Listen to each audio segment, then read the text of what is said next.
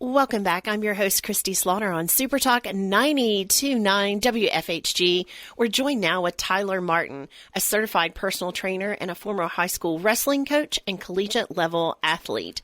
His innovative approach to fitness and behavior change enables him to stay in fantastic shape while managing a demanding life as a full-time marketer, business owner, researcher, writer, and husband. And he lives in Louisville, Kentucky. Good morning, Tyler. Hey, good morning, Kristi. Thanks for having me. I am so excited to have you talking about how we can stay physically fit and really increase our well-being in a holistic approach, especially when there seems to be lots of different areas of resistance and roadblocks that sometimes prevent us from reaching our short-term and long-term goals. You've written the book, The Friction Factor. What is the friction factor, and why is it important for us to identify certain things that may be preventing us from taking that step? Yeah, that's a great place to jump in. So friction is a term that I've used to refer to the inefficient use of time or energy within a fitness process, so a diet or exercise process. So it's anything that makes the process of exercising, for instance, take longer than it really needs to take for you to get the benefit, or require more energy than is really necessary. So think about things like packing up your bag and making the commute to a gym, or waiting in line to use a piece of equipment. These are all things that make the process itself take longer, but they don't add any direct value to the outcome that you're aiming to get. So my whole approach to fitness is really oriented towards people that lead busy lifestyles and are limited in the amount of time and energy that they have. So if you can find ways to strip the friction out of the processes, what happens is that you make them much more repeatable. And if you can make behavior patterns repeatable, they eventually can turn into habits. And habit formation is really the crucial component to making long-term lifestyle change. If you want to implement an exercise or a diet routine that you're going to be doing not just a couple weeks from now, but a year from now and a decade from now, then habit formation is critical, and that's the aim of my whole approach. Tyler, as we mentioned just a few minutes ago, you have lots of experience as an athlete yourself and being a coach. Was there a certain point in your personal development and in your career where you realized this is an issue that needs to be addressed that can help people really change their lives? Absolutely. So what I learned as a athlete, and probably more so as a coach, is the benefit of building habits. So, in the sport of wrestling, which was my sport, we spend so much time drilling. We drill thousands and thousands and thousands of times, and we get things. You hear when people talk about sports, they talk about muscle memory. And it's this idea that when you're in the moment and the pressure's on, you don't have to think about what to do. You intuitively know the procedures and the steps to go through without having to think them through logically. And so that's the power of habit. And what happened to me personally is I had this point in my life where I finished up with being an athlete and I went out into the work world to be a normal, everyday working person. I was working a full-time job and trying to manage a small business and had a lot going on. And all of a sudden, I realized that, oh no, I thought that I knew everything I needed to know about how to keep myself fit for the rest of my life. And it turns out I was wrong. The conventional approach to exercising and dieting that I learned as an athlete and taught to other athletes were so incompatible with the way that a normal busy adult lives that they weren't going to be repeatable for me long term. And so that's when I really dug in and started to try and figure out a different approach that could be compatible with a busy person's lifestyle. And so that the book is the result of all that work. I think that probably, I don't know the percentage, I'm sure you probably know this well, but I think a lot of us found ourselves during the pandemic switching a lot of different things, whether it was our eating habits, our social habits, how we were exercising or really not exercising much at all. And then we found ourselves at this place, and maybe we are not in great shape or where we need to be. Can you give us some advice, some tips, if we are finding ourselves in that position and realizing, okay, life is continuing now, and I want to be able to take control and develop some better habits. How would we start that process? I think the very first thing that you should do if you're wanting to make a behavior change related to fitness is first really take the context of your busy life seriously. I think most people listening probably have a pretty busy lifestyle, and I think it's important not to drop that out of context, because what usually happens is every January, I've done this myself, millions of people make a New Year's resolution and they sign up for a gym membership and they say, hey, I'm going to drive to the gym every day after work, and I'm going to get on that elliptical machine and ride it for 2 hours, and I'm going to do that forever. And the data shows that 80% of those people stop going to the gym consistently within 6 weeks and are ready to give up on that commitment that they made. So I think it's much more important to think about what is going to be repeatable for me in the beginning. What do I have the bandwidth for? If the answer to that is just 5 minutes of exercise on a daily basis, that's a great place to start. You can build a habit around even just a short daily bout of exercise. And over time, as that starts to feel more automatic and it starts to feel easy, like, tying your shoes or brushing your teeth, you're going to be more likely to go back and revisit that commitment and build on it over the course of time once things start to get easier. Tyler, I'm not sure if this is unique to me or if you found this working with your clients and students that you've coached and things like that, but it seems like once I develop that habit, that routine, I'm doing well. But if I skip a day, then a day becomes another day, and then it's really easy to get out of the habit. But it takes a lot for me to get motivated to get back into that habit again. Is that something that's normal for some people? Absolutely. So if you really get into the science of how habits work, every habit has a cue. So there's something that triggers the initiation of the habit. And then once the cue has taken place, then you've got a list of steps, a procedure that you go through to execute whatever that habit happens to be, right? So when things disrupt that cue, when you no longer have the cue as a routine part of your day, or you purposefully miss the cue because you've skipped a day or you've taken some time off, it starts to get more difficult to, reinitiate that process, because I kind of say a habit is like a campfire. It's much easier to let the campfire die down, but keep that flame alive, even if you've just got sticks and twigs, rather than letting it go out and having to start over again from, just wood that is not on fire yet. So my approach is that, if you're overwhelmed and you're like, hey, I can't get in my 20-minute workout, for instance, today, do a 2-minute workout, do a 5-minute workout. Just the fact of getting into motion, of initiating that behavior, even if you don't have time to do complete the process, you're going to be better off in the long run. And we can get into it, but this is why I really recommend for busy people short daily bouts of exercise versus the more traditional approach, which is doing longer workouts 3 to 5 times a week. When you don't allow yourself to have these gaps between the behaviors, it's going to be much easier to repeat that and not allow the habit to go cold. Okay, excellent advice, Tyler. I'm just playing through all of the scenarios in my mind and people that I've worked with, things that have come up, potential roadblocks and things like that. So let's assume that we have not been physically active. We haven't set that habit yet for physical fitness or for the dietary changes that we want to.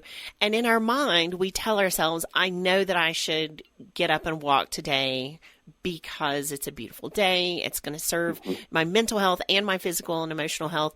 But we just don't feel motivated to do that. And yet we kind of beat ourselves up that we're not doing it. How do we get motivated to make those changes? It's a great question. There's a couple angles that you can look at this from, but I think the first thing I talked about a little bit is it's more about getting in the rhythm of initiating the right types of behavior. So it could be that you set this commitment for yourself, like, okay, when I do my workout, it's got to be 30 minutes long or it's got to be 45 minutes long, and I'm having trouble getting myself worked up for an exercise session of that magnitude, because that's a big time investment, especially if you're pressed for time. So I think part of it is just revisiting, okay, well, am I motivated to do, 5 minutes or 10 minutes instead of 45?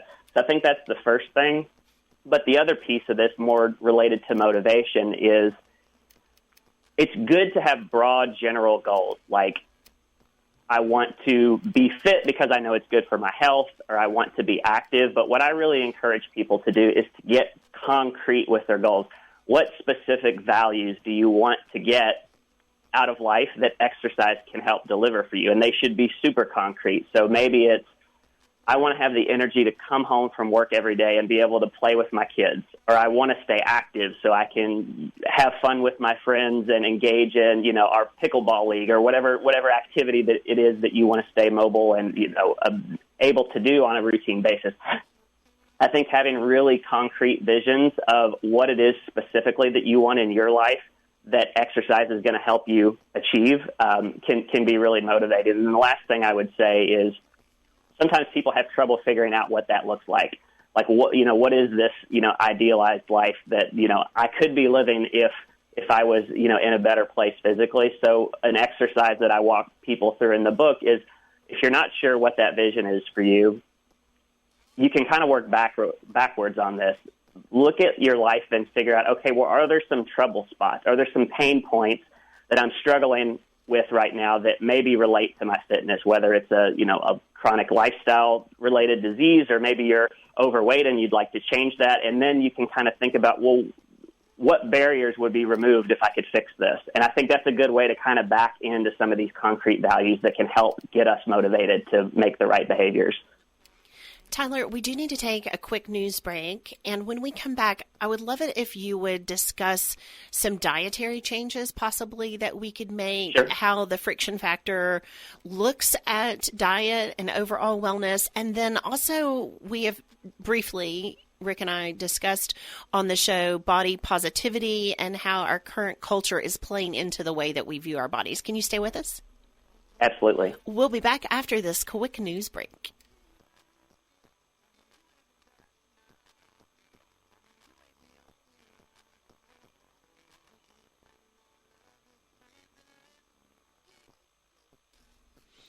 Over 75% of Americans want to be more physically fit, but only about 3% of them succeed. I'm your host, Kristi Slaughter, on Super Talk 92.9 WFHG. If you're just joining the conversation, we're speaking with Tyler Martin with Friction Factor Fitness. For more information on the topics today, you can visit the website at frictionfactorfitness.com. Thanks for staying with us, Tyler. You bet. Before the news break, I posed a couple different questions.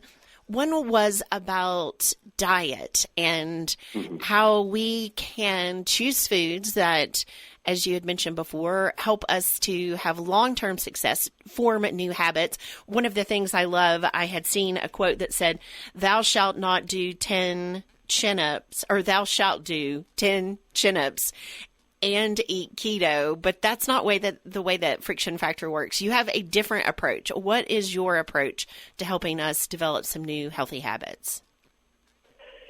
When it comes to nutrition specifically, I really don't recommend a specific style of eating or type of diet. We hear about all of these different, fads and trends when there's some merit to many of them. I mean, we hear about, you mentioned keto, and there's the Mediterranean diet and the caveman diet and paleo, and all these things come and go.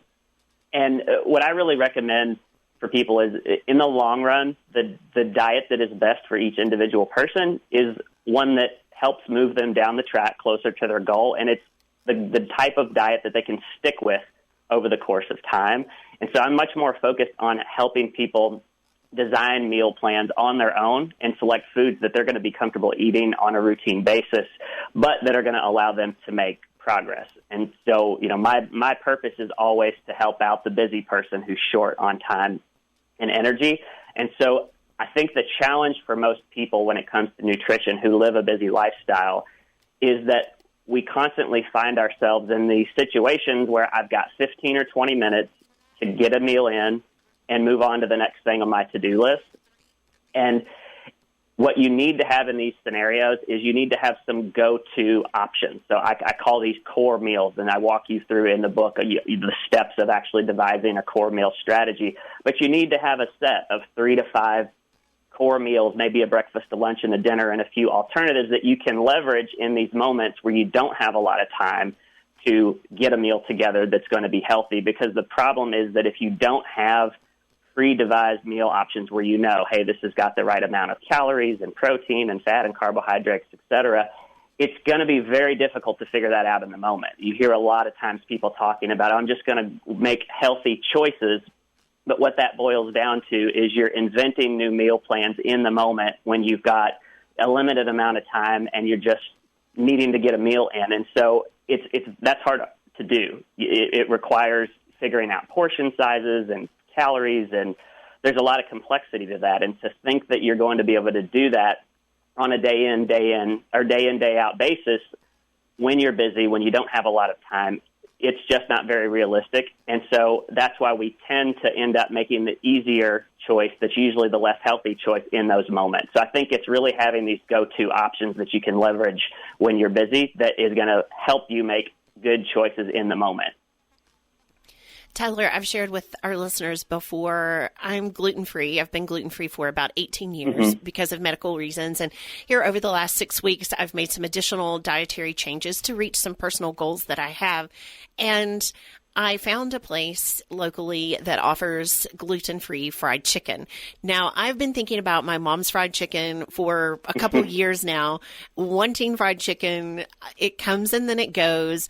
I've not allowed myself to go down that route, probably honestly because it hasn't been readily available. But now we've got an option. And so I'm thinking about doing a cheat meal and really going and enjoying the experience. Are cheat meals important? Is that something that we should put into the equation? For example, there's a holiday or there's a birthday or there's something that's a special event. How strict do we need to be, and can it be beneficial in some ways to have a cheat meal?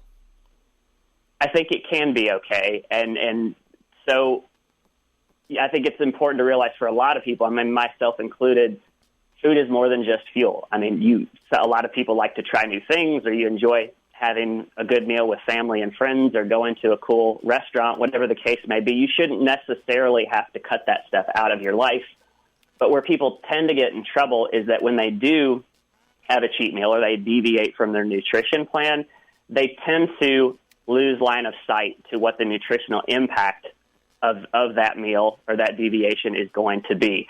And generally, if you do this once a week, for instance, it's probably not going to have a very significant impact. So if you know, hey, I see friends and family usually on Friday or Saturday, you can kind of earmark that meal, that this is the day that I'm probably going to go off the wagon and have a cheat meal. And you can even plan in advance for when this happens. So, for instance, if I'm going to my niece's birthday party, I'm going to pull out my phone ahead of time and open my nutrition app and look up pizza, cake, and ice cream and see, okay, that's 1,000 calories. And I know, well, you have to eat 3,500 additional calories a week to gain a pound of fat, more than your body requires for maintenance. And so, that one cheat meal is not going to have a very significant impact.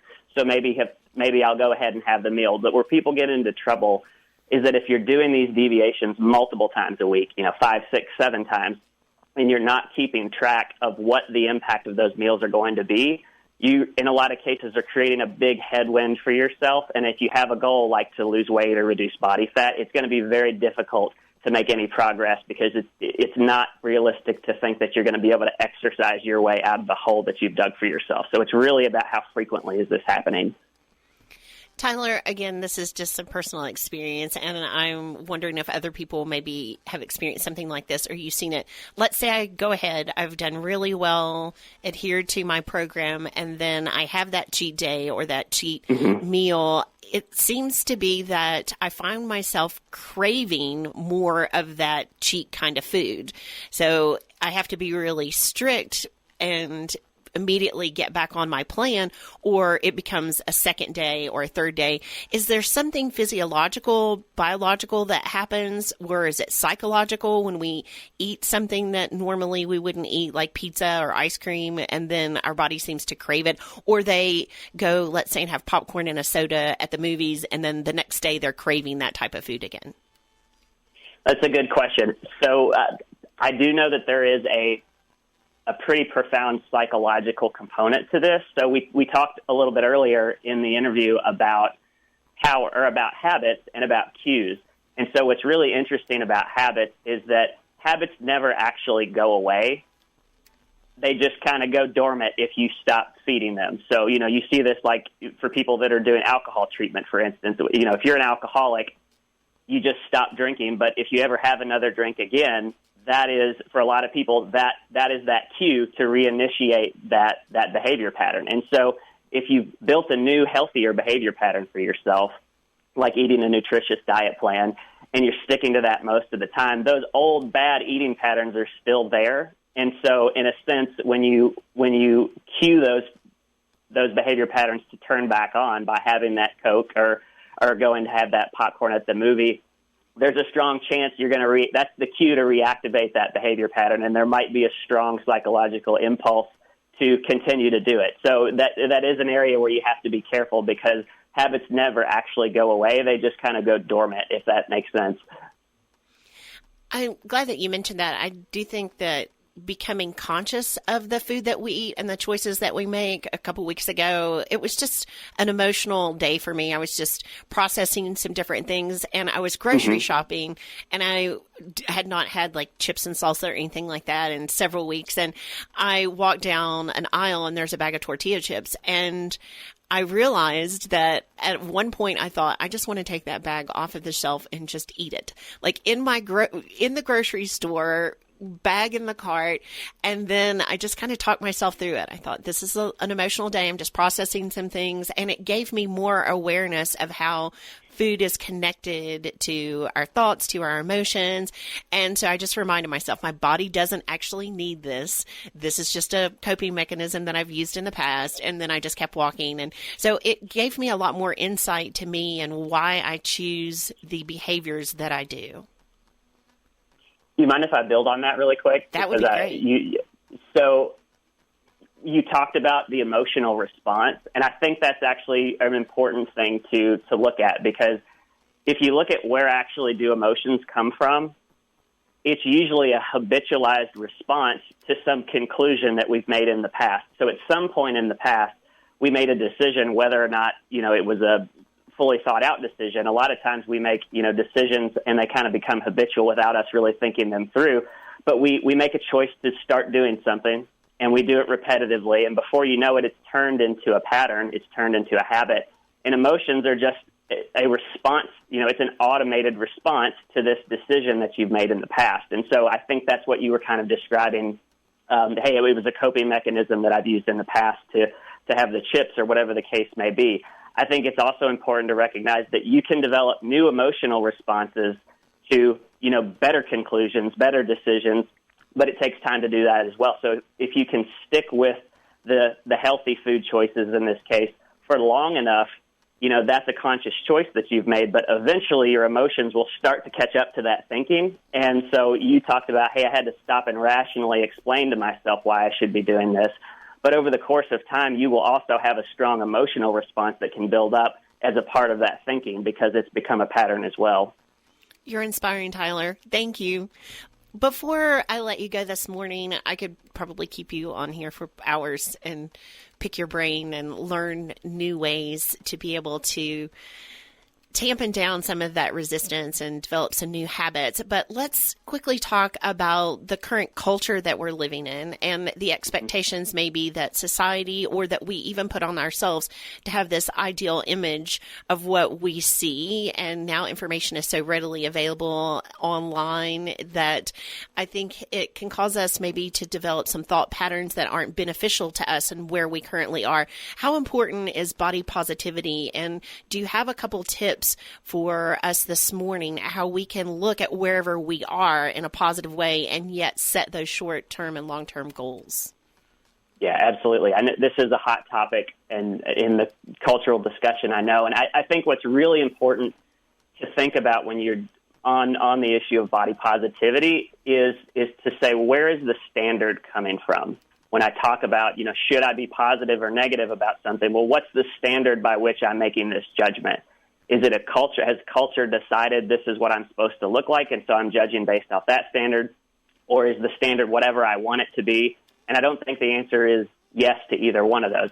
I think that there is an objective component to this, that, hey, if you want to have the basic benefits of health and fitness, there are certain things that you need to do. Your body needs to be within certain parameters to function appropriately and things like that. So there is a baseline objectivity to what people need to be doing to be considered healthy and fit. But beyond that, it's a very individual thing. I think your standard should be the type of life that you're trying to live, and everybody's life is different. We all have different hopes and dreams and plans, and it's important to really get clear with yourself on what level of importance should fitness play in the hierarchy of things I care about based on the type of life I'm trying to live. And once you're really clear on that, I think it's easier to judge, should I be positive or negative about where I am right now? And the good news is if you're not positive about where you are, you can be positive about your ability to make a change. You can put a plan in place to start making incremental steps towards that vision of here's what fitness should look like for me in my life. And then as you start to make incremental progress, there's where you can be positive. So I think that's a good way to look at it. Thank you so much for being with us this morning. Congratulations on the new book, Tyler Martin, The Friction Factor, The Busy Person's Guide to Sustainable Diet and Exercise. If you don't mind, Tyler, give us your website and how people can learn more with this program and what your concept is. Yeah, anybody interested in my work or the book, you can go to frictionfactorfitness.com, and there's multiple ways to buy the book there, and you can sign up for my newsletter to find out when we do new content, podcasts, and articles. It's frictionfactorfitness.com. Hope you have a wonderful weekend, Tyler. Thanks for being with us. Thanks so much for having me. We're going to take a quick commercial break. We'll be back here in just a few minutes.